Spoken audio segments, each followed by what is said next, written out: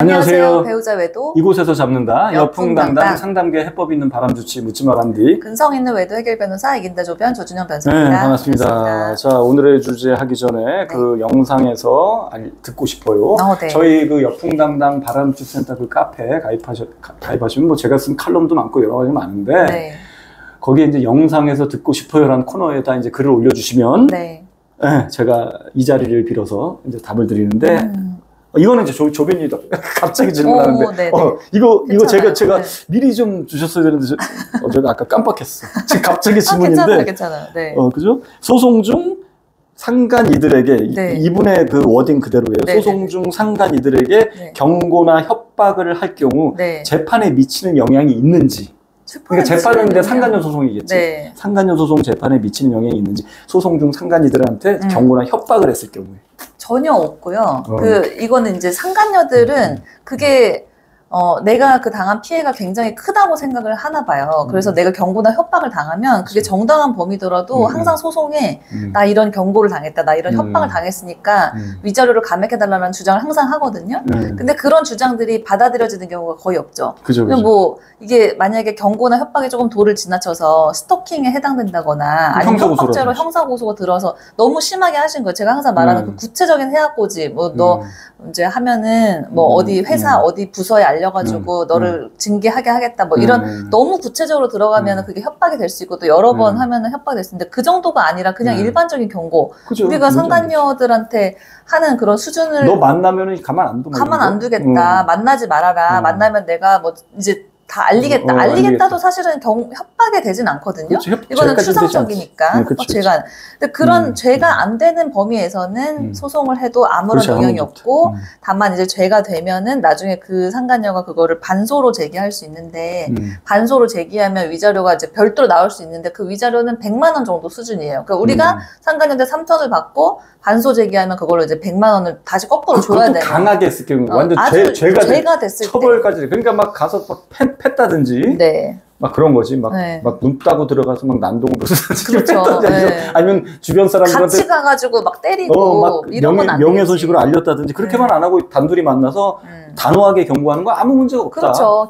상간녀들한테 경고하는 거는 사회적으로 이제 허용되는 수준이기 때문에 그거를 민사소송에서 상간녀가 아무리 주장한다고 해도 판사님도 그걸 이유로 위자료를 감액하지도 않고 위자료가 별도로 나오지도 않으니까 걱정하지 않으셔도 그래서 제가 이제 상담을 하면 이제 다른 변호사님들한테 이제 상간녀 소송을 의뢰하셨거나 의뢰하실 분들한테 뭐라고 그러냐면 열이몇 년 의뢰하신 분들은 그 상간녀 찾아가서 경고하고 각서 받으러 그러는데 다들 하지 말라고 그러죠, 변호사님들이. 다 하지 말라고 그러는데.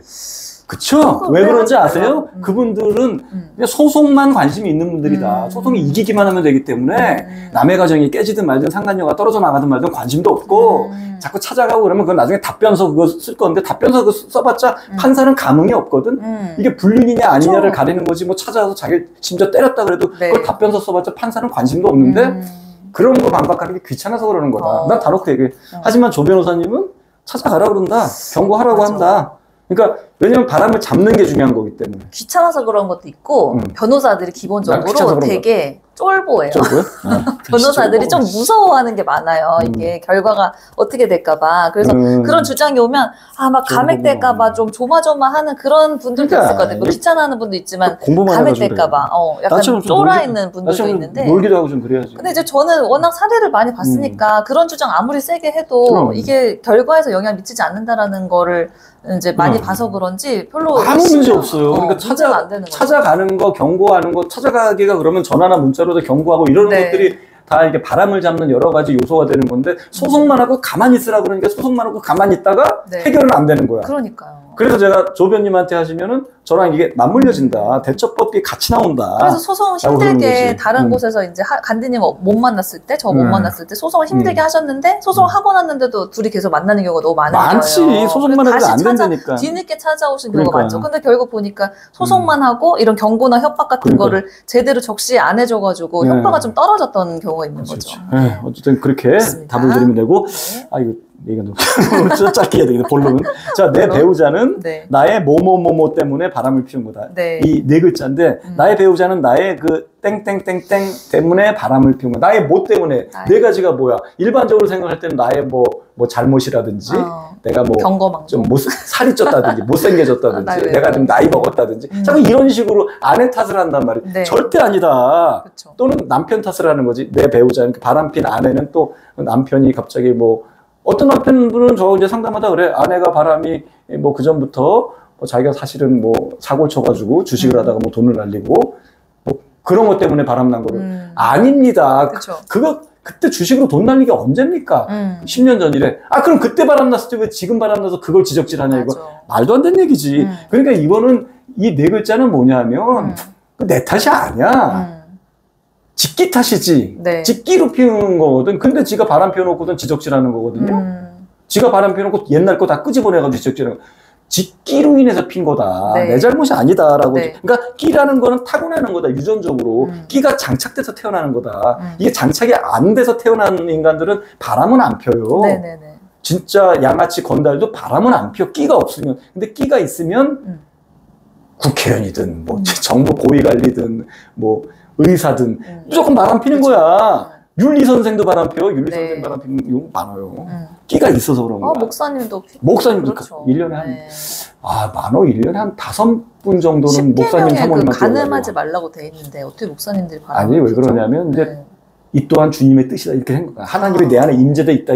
약간 왜곡된 그게 있어. 그러니까 하나님을 이게 대상으로 안 보고 내 안에 들어왔기 때문에 이 또한 내가 나중에 처벌받더라도 하나님의 뜻이겠지. 네. 그 뜻대로 가려한다 이렇게 가는 거야. 네네네. 그러니까 그걸 합리화시키는 거거든요. 네. 내가 그거 반박하려면 내가 성경적으로 엄청 할 수 있는데 지금 시간이 지금 빨리 그래서 결론을 내려야 돼. 네. 그래서 이 끼 때문에 끼를 누르는 건 뭐냐면 철저한 감시 첫 번째, 두 번째는 아주 개박살.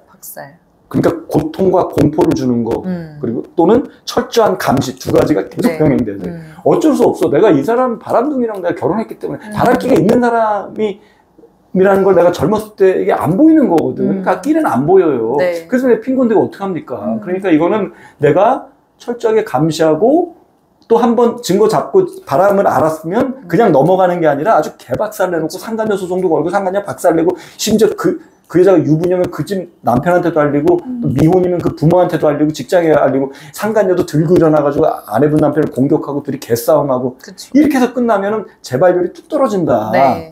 그래서 이 네 글자는 뭐냐면 나의 뭐 때문에 피운 거냐면 첫 번째는 감시소홀이야. 감시소홀. 이거 만들어내는 게 힘들어. 감시소홀. 감시를 소홀하게 한 겁니다. 그게 내가 죄라면 그게 죄야. 네. 내가 뭐 나이 먹어서 뭐 능력이 없어져서 못나서 내가 잘 못해줘서 내가 뭐 무슨 뭐 가산을 탕진해서 아닙니다. 아니야. 그러니까. 감시소홀한 것 뿐이야. 내 잘못. 감시소홀했다. 너무 믿은 게 좀 잘못이 되는 그런 그렇죠. 슬픈 상황인 슬픈 상황이죠. 그러니까 뭐냐면 바람 피기 전에는 너무 믿은 거고 약간 좀 예방 차원에서 좀 왜냐면 그 전에 약간 여자들한테 흘리고 다니는 그 느낌이 있다 그러면 그리고 또 전에 바람 핀 전적이 있으면 계속 감시를 해야 되는데 또 손을 놔. 몇 년 동안. 집에 잘하니까. 아이, 뭐 이렇게 잘하는. 아닙니다. 집에 잘하면서도 바람 피는 거거든. 양다리형 인간은. 그러니까 바람 피기 전에 방심하는 거고. 또 바람 진행 중에는 초기에 발견했는데 그냥 내가 대충 경고 정도 하고 넘어가는 거야. 그죠. 경고했으니까 이제 끝나겠지라고 또 믿은 거죠. 소송은 무조건 거시라. 소송은 기본이다. 아이, 경고 정도 한 거 같고 믿을 사람을 믿어야지. 중독자를 믿으면 안 돼요. 내가 소송은 꼭 전장님 소송까지는 하고 싶지 않대. 그런 게 어디 있습니까? 필수다 그거 그냥 하시라. 다른 분들은 증거가 없어가지고 소송하고 싶어도 못해가지고 지금 무슨 탐정 같은 데서 돈 엄청 쓰는 분들도 많은데 증거 다 있는데 왜 안 하시냐. 그치. 그러니까 그런 거. 그러니까 그냥 어설프게 넘어가는 거. 그리고 또 바람 잡고 난 다음엔 또 이 정도면 끝났겠지. 이제 꺼진 불도 다시 보라 그러는데 끝났겠지. 이렇게 하는 거지. 그러니까 감시 소홀이다. 맞아요. 두 번째 뭐냐면 약한 대처야. 약하게 대처하는 거. 약한 대처. 그러니까 아까 제가 처음에 얘기했듯이 타고난 끼를 누르는 거는 강력한 응징과 트라우마까지 생길 정도로 남편이 또는 바람핀 내 아내가 트라우마가 생길 정도로 강하게 해가지고 또 바람 폈다가 내가 진짜 뼈도 못 추리겠구나. 내가 그때 막 고통받은 생각. 그래서 여자를 또 만날 기회가 있을 때 주춤주춤 하는 거거든. 그때 그게 쫙 떠올라가지고 트라우마가 생기는 거지. 그 정도로 아내분이나 남편분이 내 배우자 바람에 대해서 단호하게 대처하시라. 약하게 대처하지 말라. 그래서 소송은 무조건 것이고 상간녀 또는 상간남을 굉장히 단호하게 치시라. 강하게 하시라. 그래서 소송은 기본적으로 막 독하게 걔를 막 개박살내면 그 화가 남편이나 아내한테 미칠 거 아닙니까? 그럼 그 과정 속에서 막 얘도 수습해야 되고 쟤도 수습해야 되고 그리고 심지어 그 배우자한테까지 알렸는데 배우자 또 상간남도 좀 걸고 내 남편한테 아주 살이 쪽쪽 빠지고 막 헤어지는 과정에서 그러면 재발률이 뚝 떨어지더라고. 근데 그렇게 안 한 거야. 약하게 대처하는 거라고. 그래서 그냥 뭐 대충 경고하고 넘어갔다든지 또는 그냥 뭐 그냥 아예 그냥 모른 척이는 너무 아예 몰라 그러고 설마 뭐 있겠어 그냥 아예 모르게 넘어갔다든지 아니면은 그냥 너무 성급하게 회복을 했다든지 이 바람을 잡고 나서도요 어지간히 강하게 대처해서 잡고 나서도 바로 회복하고 잘해주면 안 돼요. 잘해주면 또 핀다고. 바람은 잘해주면 피는 거거든. 끝까지 지켜봐야죠. 그래서 못해줘서 바람 핀 게 아니라고 끼가 있는 인간은 잘해줄 때 바람을 피는 거거든. 그러니까 게다가 바람을 막 폈는데 지금 그리고 이제 그래 둘을 갈라놨어 끊어놨어 이 사람이 집에 잘해 그렇다고 나도 금방 부안해동 해가지고 같이 잘해가지고 여행 다니고 절대 안 된다. 별거 아니라고 생각한다. 처벌제도가 왜 형법제도가 있습니까? 왜 형벌제도가 있어?